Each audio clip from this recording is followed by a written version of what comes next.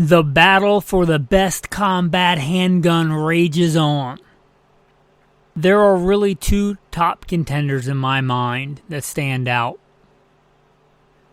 The Beretta 92 and the SIG 226. Well, they've been modernized. How do they stand up? Back to back, head to head, mano a mano, as a modern, prepared, armed gunfighter in today's modern world. That's what we're going to talk about today. Welcome to Gunfighter Life, the podcast where we talk about guns, gunfighting, tactics, ballistics, different weapons platforms, the right way with Almighty God at the center, biblical, Judeo-Christian values, and real-world first-hand experience. I'm blessed to serve you as host, military, law enforcement, private security, contracting, competition shooting, and some other stuff, but that's enough. Blessed be the Lord my rock, who trains my hands for war and fingers for battle. Now, I should give some bona fides on my carrying of these two platforms. I've got actually a lot of experience on both platforms going back a long, long time. I joined the Marine Corps in 2001, pre-9/11. When I was a specialized infantryman. Unlike most infantry, I was also issued a handgun. My handgun was a Beretta 92. Carried it in combat. When I was a law enforcement officer, they issued me, sadly, a Glock 40 Smith & Wesson. But when I did some other stuff, I was issued a SIG 229, very similar, sadly, in 40 Smith & Wesson. I'm familiar with both platforms. I also, for quite a while in my jobs when I was an instructor, I didn't mention that in the bio, but in the longer bio I have, I've been a professional firearms instructor for a long time for the F.B.I, for the N.R.A, for what that's worth, at one of the largest at the time, I think the largest private companies that taught firearms and handgun instruction in the country and probably the world. Got a lot of time and training. I've worked for other companies as a trainer, military, law enforcement, civilian, and for a long time, one of my carry guns was a Beretta 92, the Wilson Combat Beretta 92 Brigadier. This pre-optics being common on handguns. For a long time, currently, my go-to carry gun is a SIG 226. I have two. SIG 226 Legion, single action only, and a SIG ZevTech 226, single action only.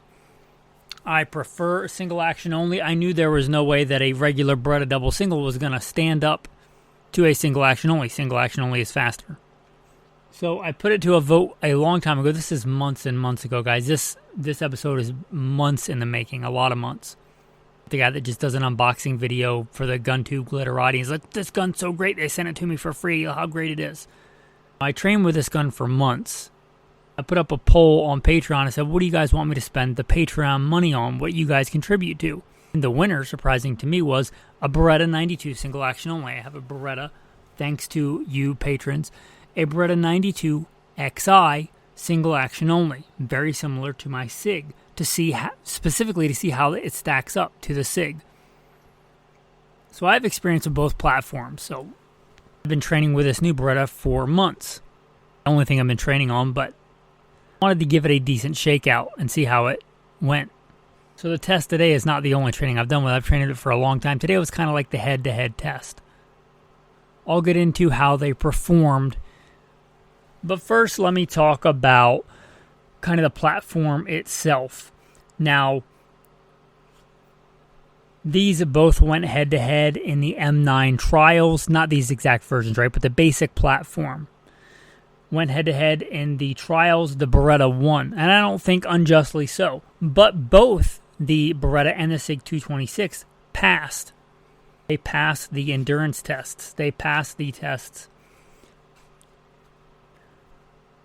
They were both reliable. They were both good combat handguns.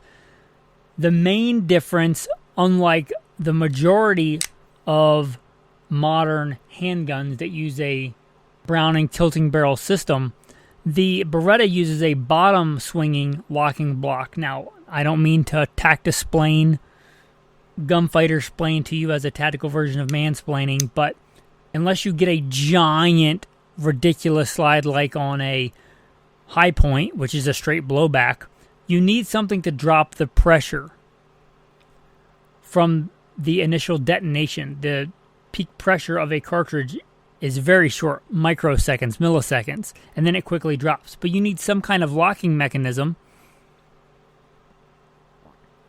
in a 9mm.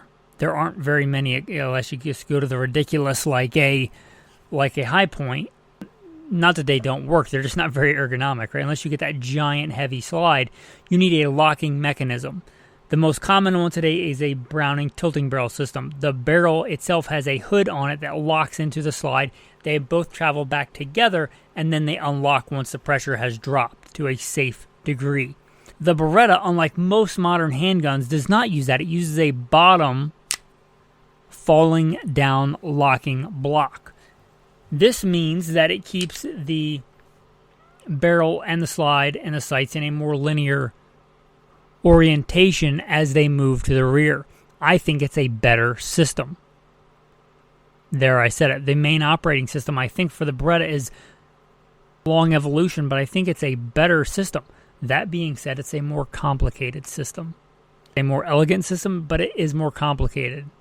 Adds that swinging down locking block. Whereas many other handguns and the SIG are just a locking in the barrel, where the barrel itself, which you already have to have, is just a locking system built in. But it tilts pretty dramatically. If you're familiar with most modern handguns like a Glock, you'll know this. As soon as you start pushing the slide back and it unlocks, that barrel tilts up pretty dramatically. But it's a simpler system. That is the main difference in these two handguns. So do you want a more elegant, submit better from a performance standpoint system, or do you want a simpler, more rugged system? I think the Berettas are inherently crazy accurate. They tend to shoot fairly softly normally, and they tend to be more linear and less picky on loads as far as shooting point of aim, point of impact than a tilting barrel system. That said, a tilting barrel system is simple, rugged, reliable, and cheap. And if you get a match grade barrel, you can also make them very accurate, and you still keep the simplicity of the system. But that's the main difference.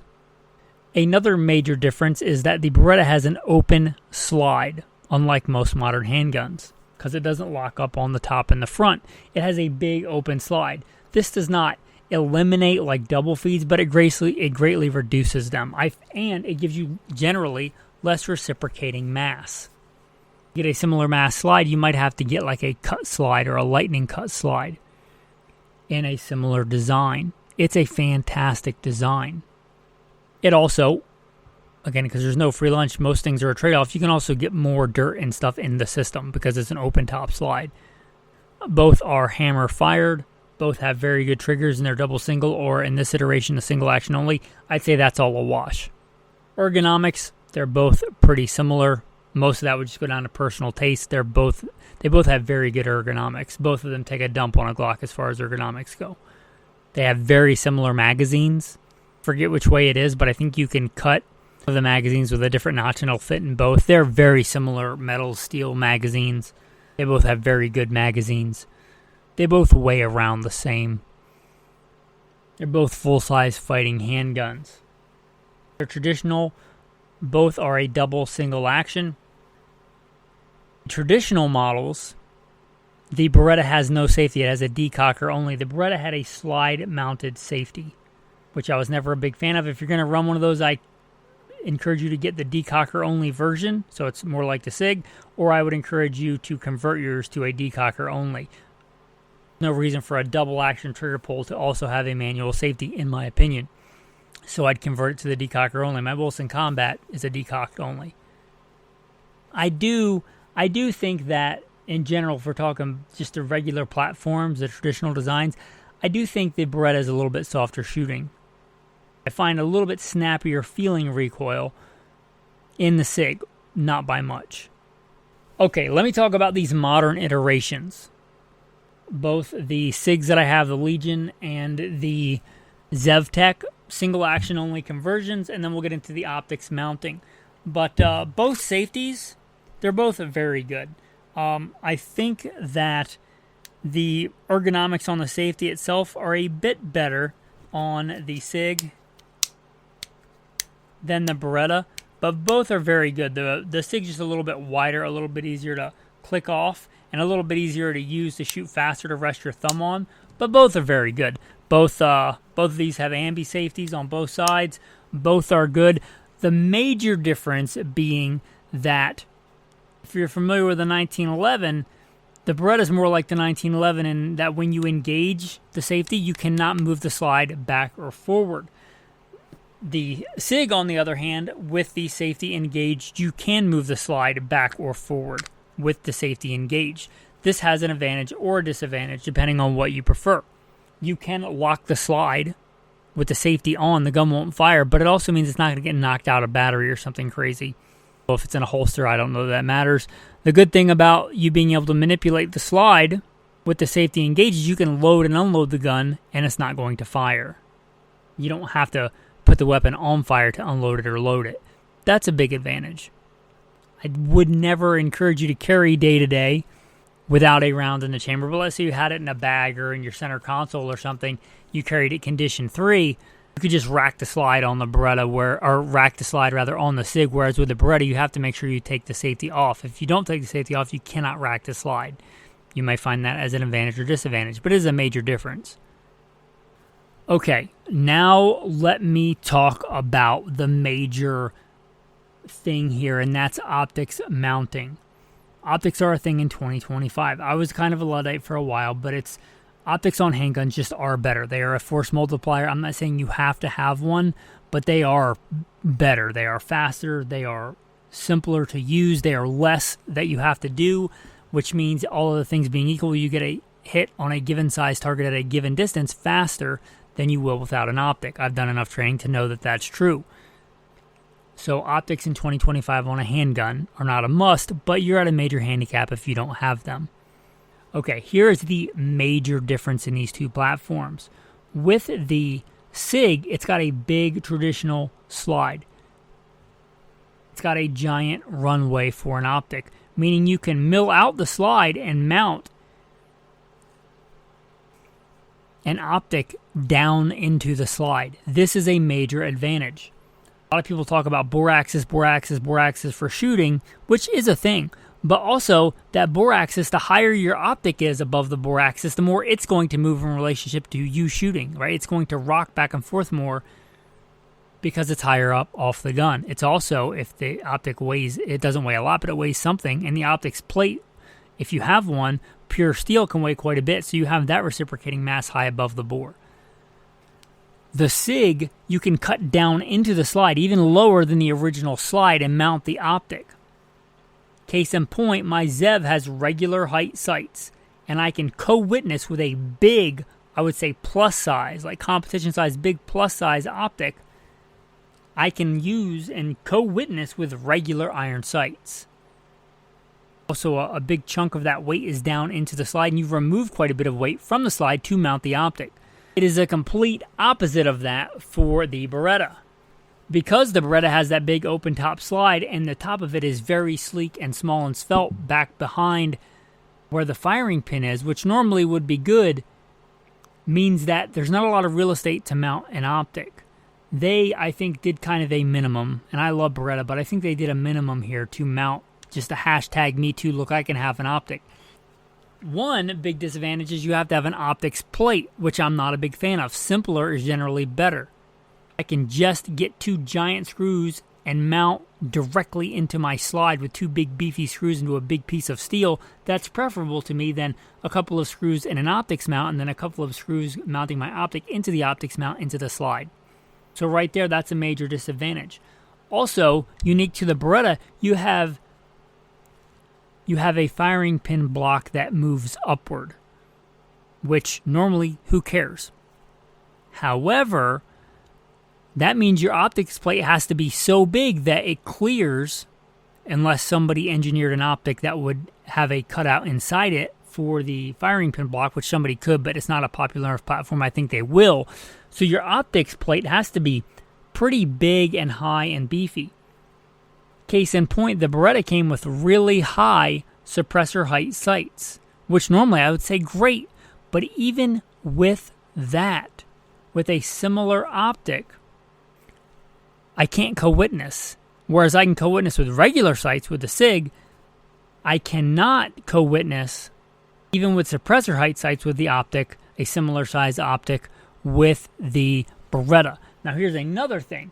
Beretta lists that there are several different optics plate for the Beretta 92. However, the only one that I could get in a long wait was the RMR. I initially bought an entirely different optic, which would be a SIG Romeo Pro. I forget what generation, but I have a couple of them, and I wanted to run a very similar optic on the Beretta and the SIG to keep it apples to apples, but I couldn't.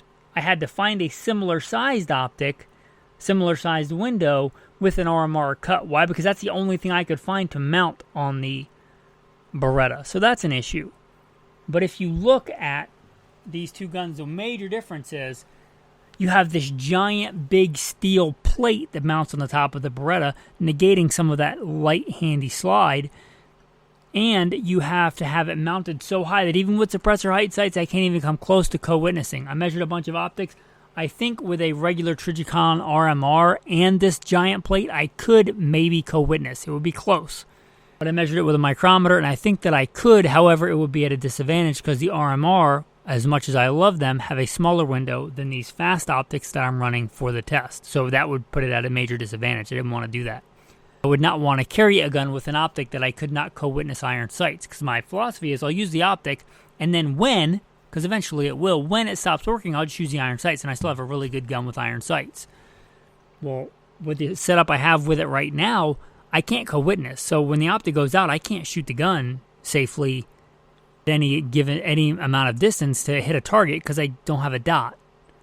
That's a major disadvantage. And again, I would have to run a smaller optic to potentially co-witness, which is a major disadvantage. Okay, how do they stack up shooting-wise? I did some shooting today. Let's look at the numbers. And I want to reiterate, I've trained with these for a long time. This is not the only time I've shot them, but this was the head-to-head test that I ran today.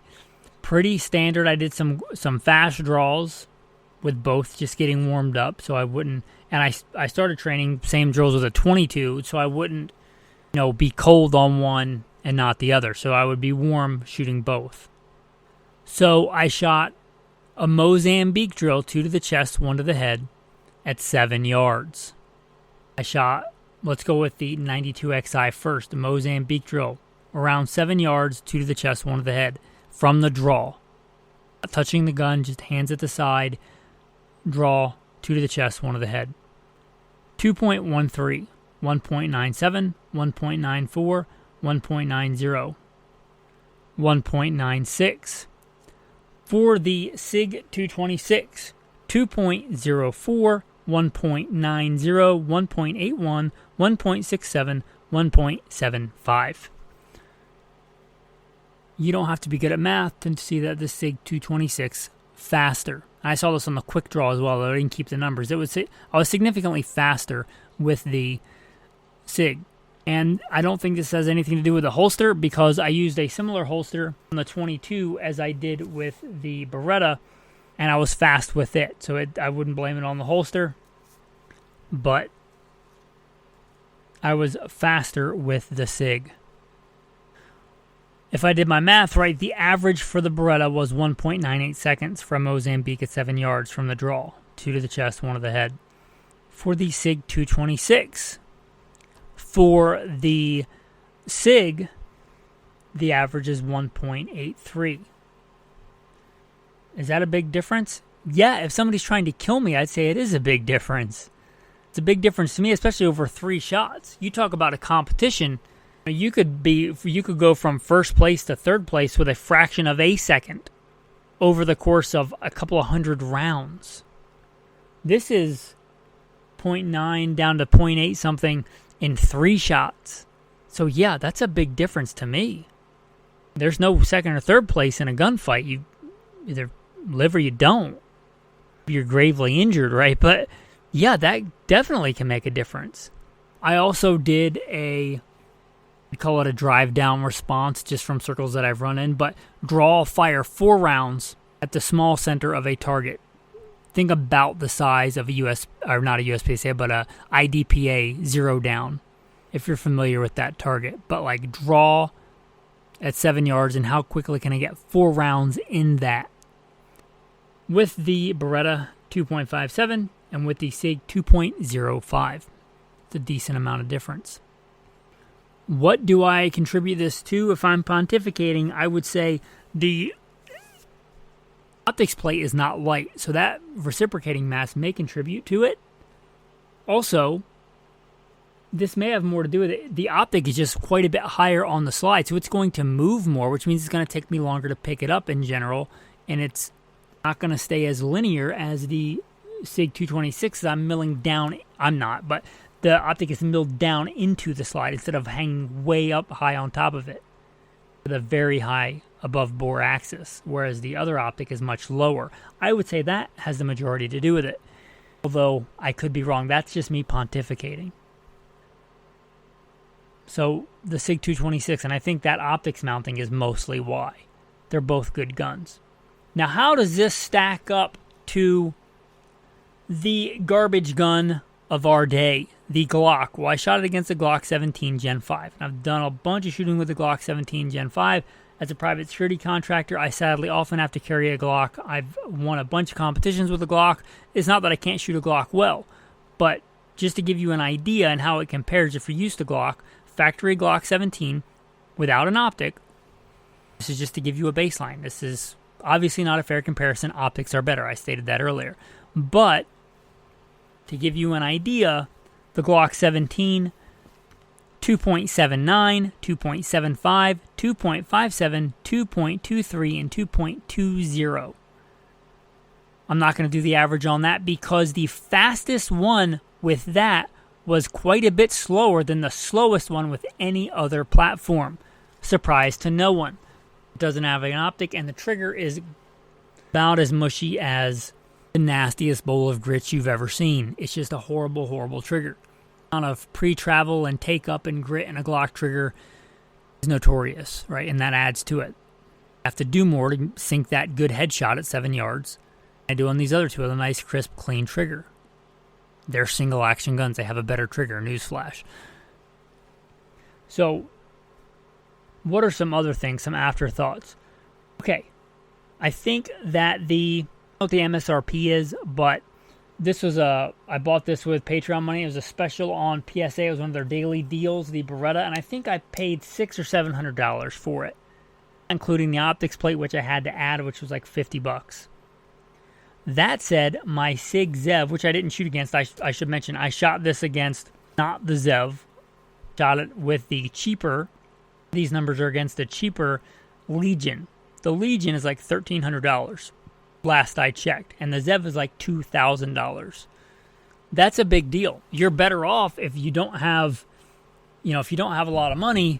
If you're looking at a better value, well, either one of these is better than a Glock, and the Beretta is still quite a bit better than a Glock if you look at the numbers, and it's not much more money. So if you're looking at value, the Beretta gets it. If you're looking at performance, it loses to the SIG, and I think mostly due to that optics mounting. I would love to see them come out with a better optics mount, a little bit more engineering, maybe re-engineer that safety block instead of just like putting a giant landing helo pad on the top of the Beretta slide. If they did a little bit more engineering, because it's a fantastic gun, it would be a good design. But either one of those is going to defecate on the Glock. But the Beretta is definitely the better value. Now, if you're going to run both with iron sights, probably the Beretta is just as good for less money. You don't mind the more complicated design. Just regular double single action iron sights, I have said before that I think the Beretta 92 is one of the best combat handguns, the best combat handgun ever designed, period. And I still think that's the case. That's not what we're talking about. We're talking about modern carry single action onlys. Combat in a sandbox or wherever else, a handgun is a far different thing than everyday carry. Those are two different worlds. One is not necessarily great for the other. A good deer rifle is not a good battle rifle, and a good battle rifle is not a good deer rifle. If you're in legit full-blown combat and you're using your pistol, things have gone horribly wrong, and you probably didn't go from 0 to 60 in a fraction of a second. But that's your general use case in CCW. Things probably go from pretty normal to I'm about to die or somebody else is about to die right now very quickly. For that, the single action only and an optic, I think, make a big difference, which is what we're talking about today. So those are some thoughts on that and a comparison of the single action only versions of the Beretta 92 and the SIG 226. I hope that this was helpful. I appreciate you guys. I appreciate all that you do. Tactical tip of the day, not super high speed. Have a pen or pencil and a notebook in your range bag, as I use today. You're shooting guns, comparing them back to back. Don't just go on like what you like or what was marketed to you, but look at the numbers. Look at the actual data. See how they compare. How do they compare? Or the major competition you should have is you against yourself. How do your numbers today compared to how they were, let's say, a month or 6 months ago? That data is important. Pen and paper. Yeah, you can do it on your phone, but just it's nice to just have a pen and paper. Not everything has to be digital. So, that is going to bring us to the tactical verse of the day. The horse is prepared for the day of battle, but deliverance is of the Lord. And same page in my Bible. A prudent man foresees evil and hides himself, but the simple pass on and are punished. Some good biblical wisdom there. Thanks, men, for listening, and have a blessed day.